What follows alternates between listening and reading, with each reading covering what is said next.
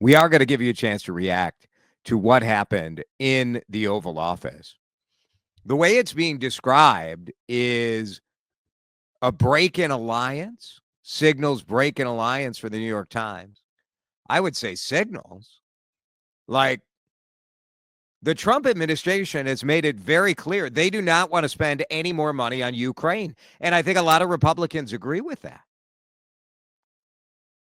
That said, watching the vice president and the president sort of tag team the president of a country that was invaded by Russia is unbelievable. It's unbelievable. The transparency of it, I love. I love the fact that we can see and hear exactly what would have been going on behind closed doors. In fact, this deal, which I think we were sort of extorting Ukraine, you want weapons? We need mineral. We need access to your minerals. Otherwise, forget it. Get out of here. This is not how we traditionally have combated aggressor nations, communist nations that are invading countries that are seeking to go down a path of democracy. I'm not saying Ukraine is the greatest country. It's not the greatest democracy. They got their problems. But come on. Are you going to pick Putin or Zelenskyy?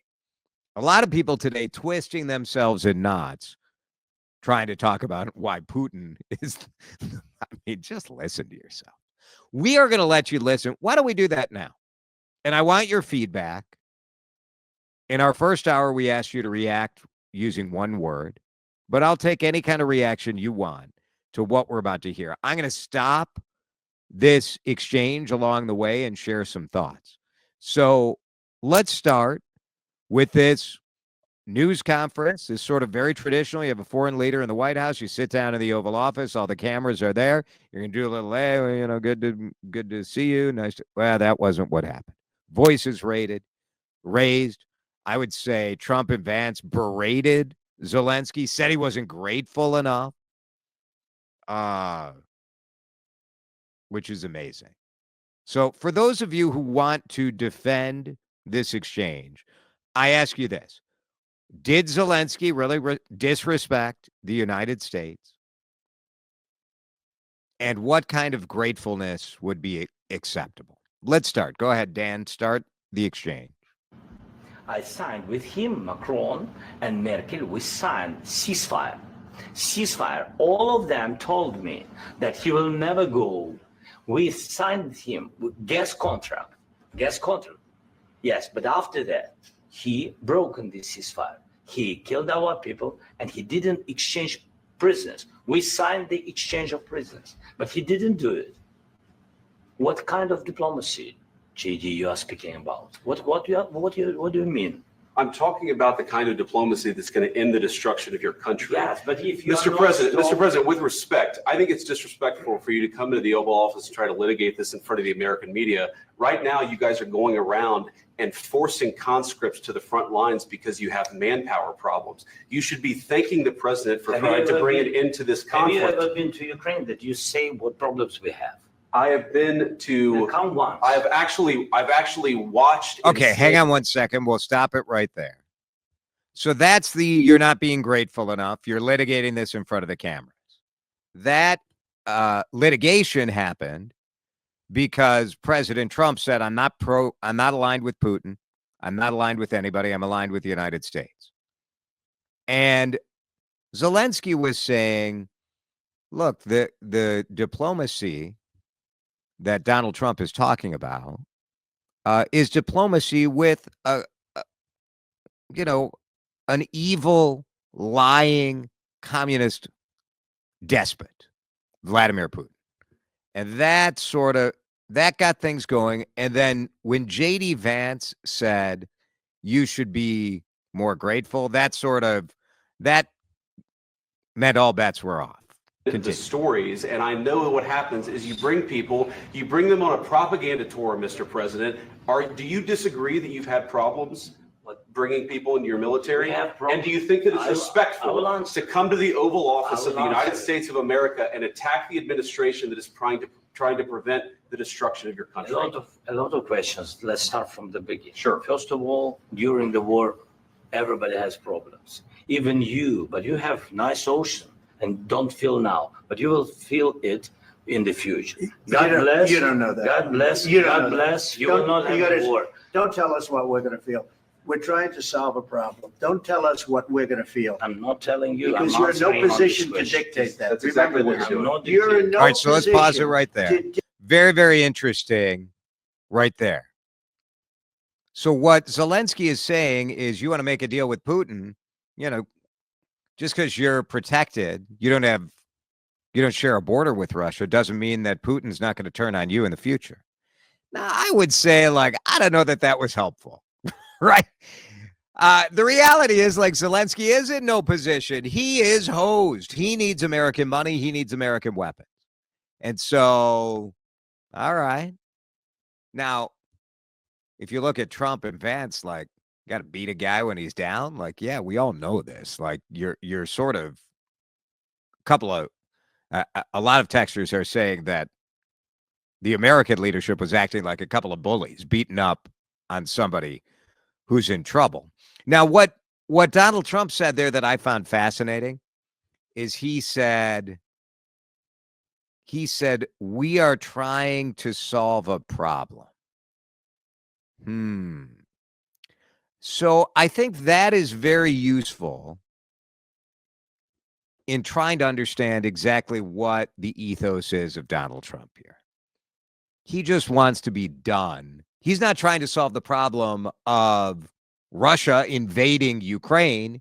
He's trying to solve the problem of, I don't want to deal with this anymore. All right, let's hear a little bit more, Dan.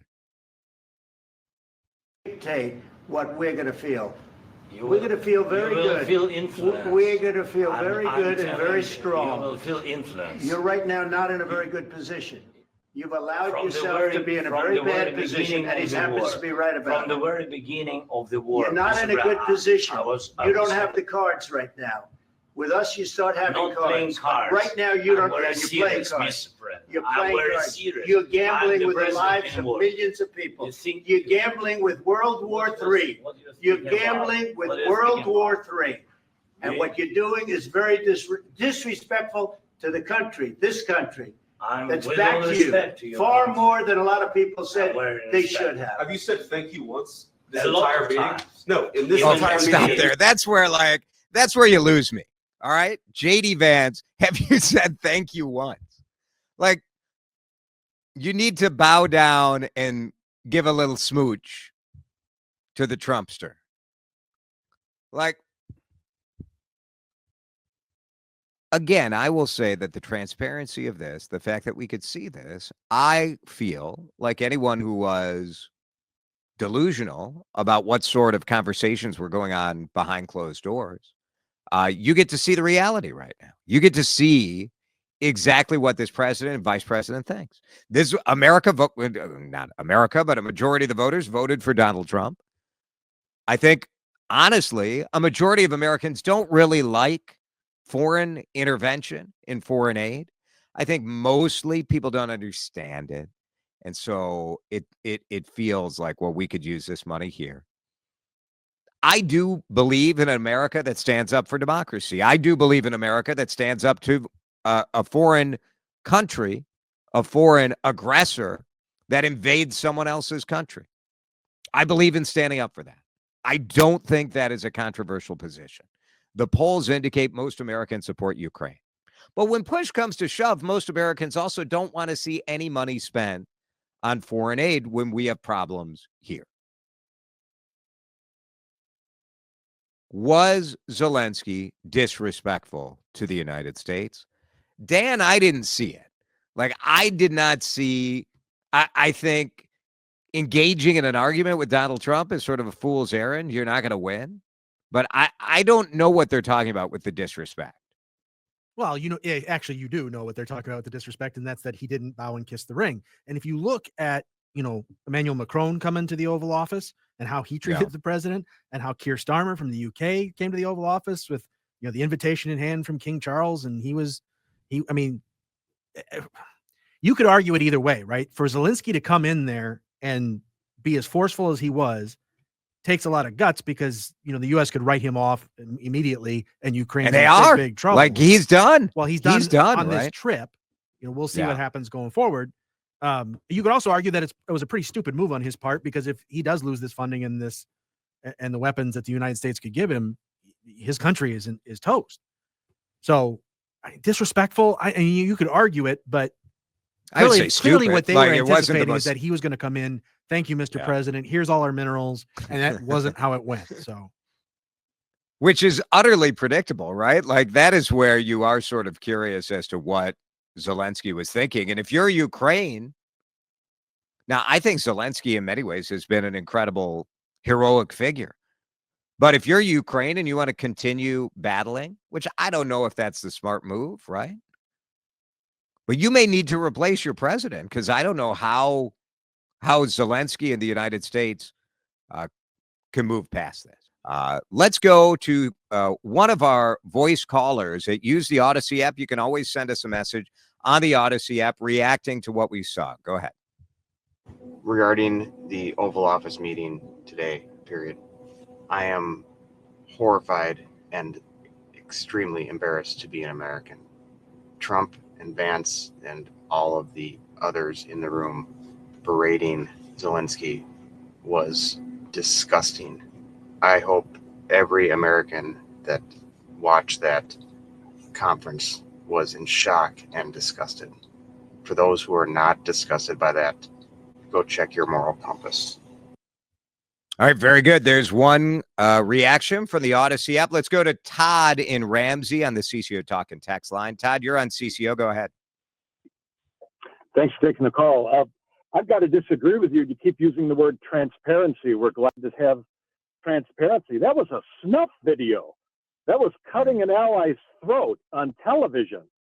Do you think it was intentional, like a setup, Todd?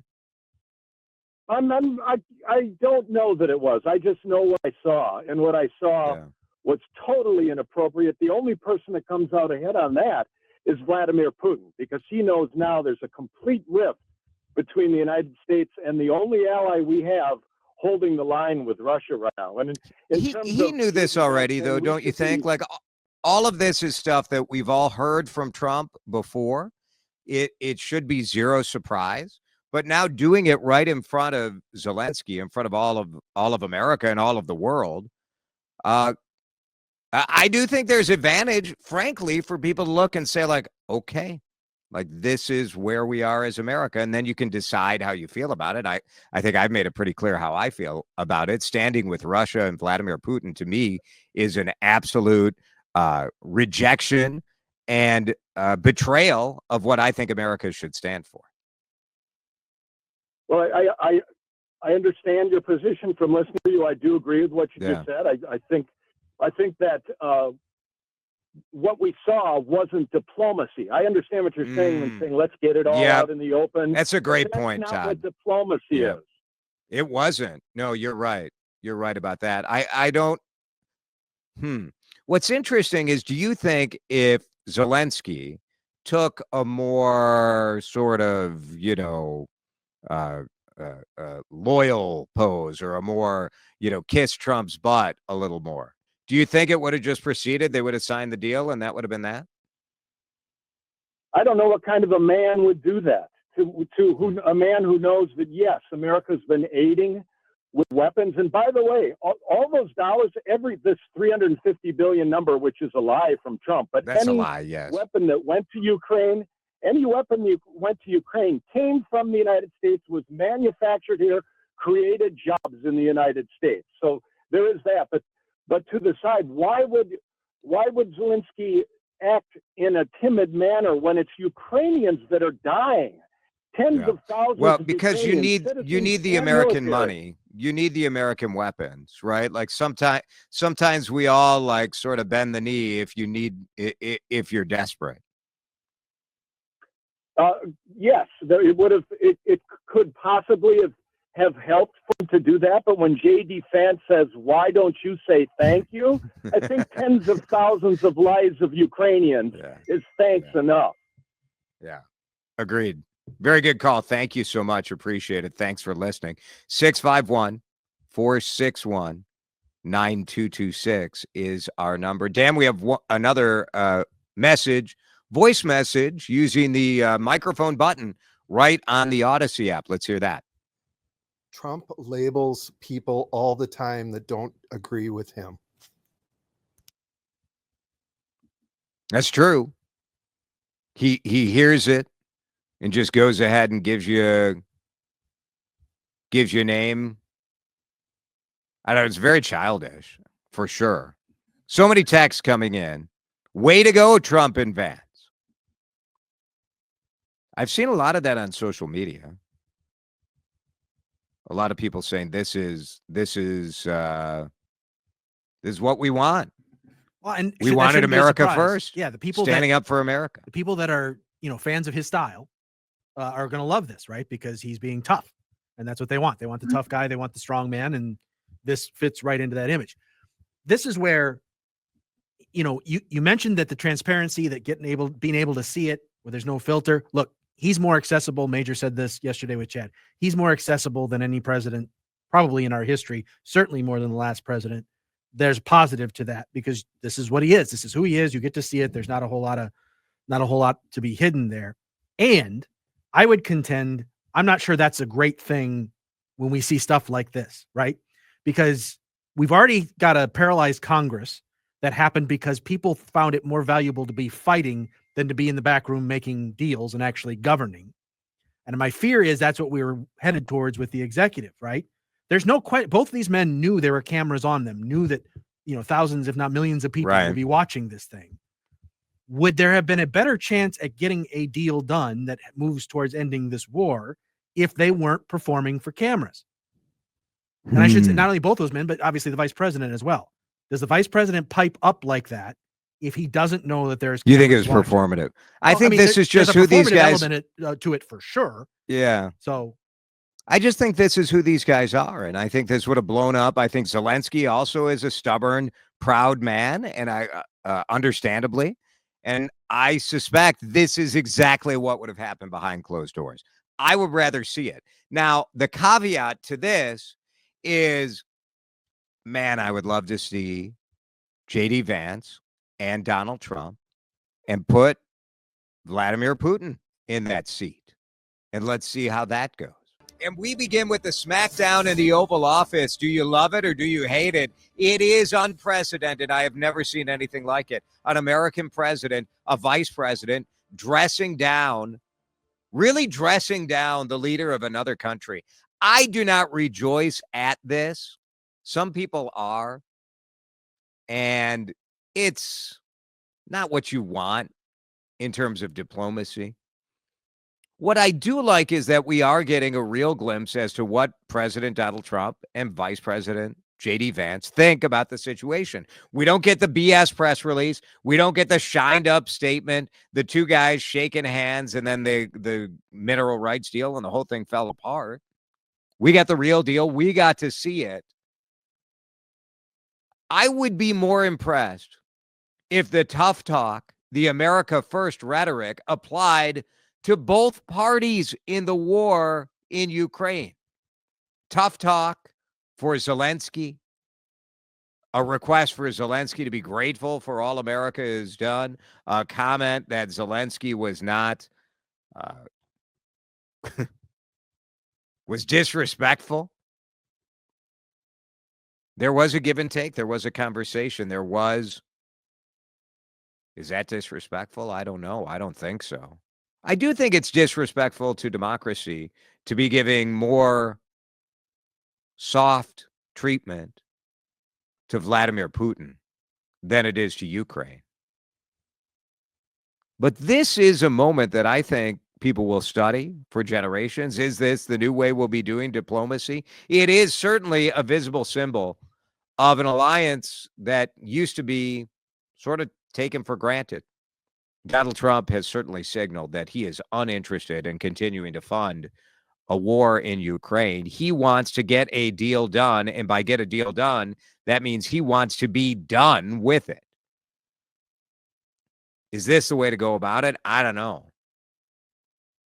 I do not like that we as a country are apparently lined up anti-Canada and pro-Putin. It's a strange time. Should we continue funding a war in Ukraine?